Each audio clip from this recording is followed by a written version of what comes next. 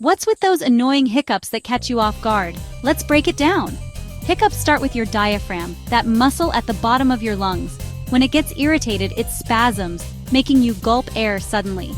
That ick sound? It's from your vocal cords snapping shut right after. But what irritates the diaphragm?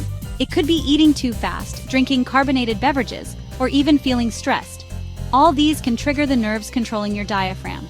Most hiccups go away on their own after a few minutes. But if they stick around, try holding your breath or drinking a glass of water slowly. These tricks help reset your diaphragm. So next time you hiccup, you'll know exactly what's going on inside your body. Stay curious and hiccup-free.